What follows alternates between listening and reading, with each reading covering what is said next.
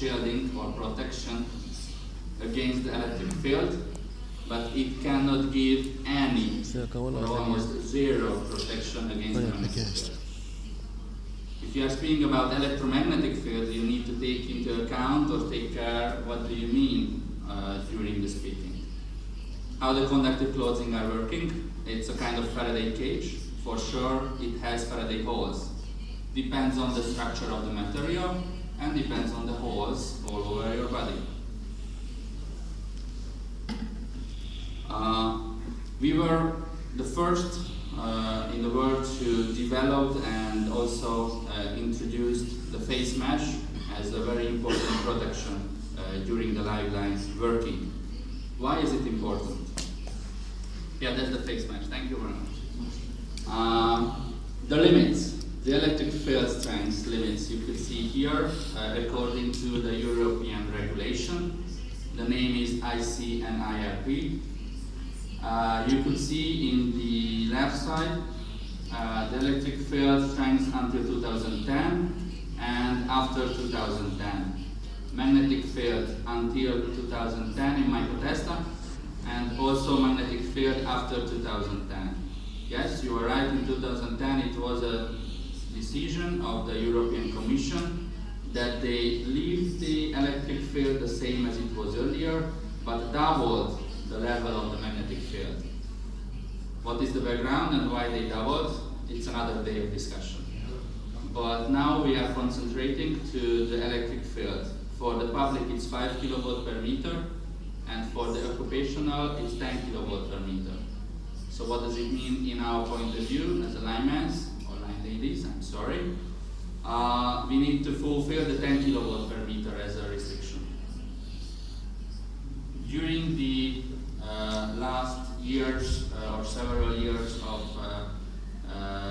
discussion and also development of the better and better and newer conductive suit, we also follow the same rules as we did it in the new technology development, calculations, modeling, simulations, and final laboratory measurements of it. But before showing the results of the calculations and of the testing, I would like to introduce you not a new way of thinking, depends on which country we are speaking about.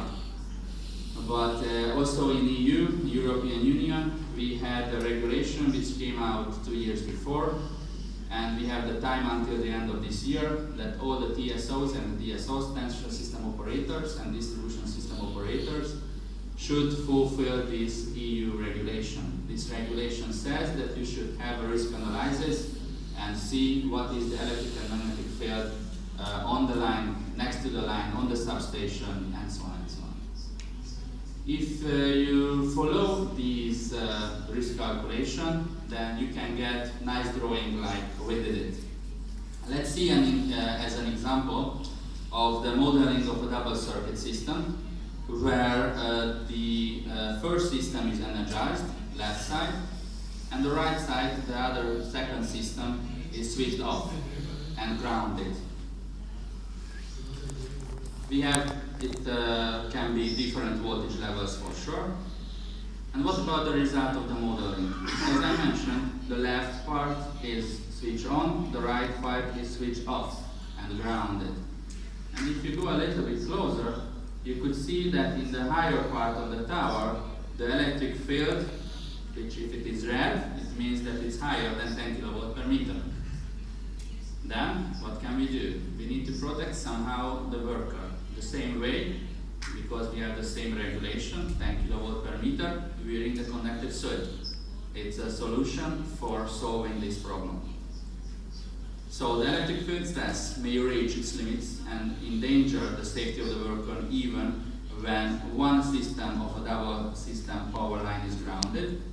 And to guarantee the necessary level of safety of working personnel, it's required always to wear conductive clothing acting as a Faraday cage to shield the electric field.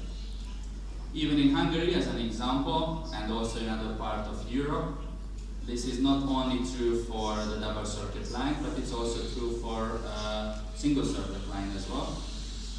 All of you, like Mr. Javier mentioned, if you need to do some kind of on-site diagnostic. You need to climb up to the line without doing any per hand method work. But just climbing up the tower is also can be higher, the level of 10 kilovolt per meter. For sure, it depends on the voltage level that we are speaking about.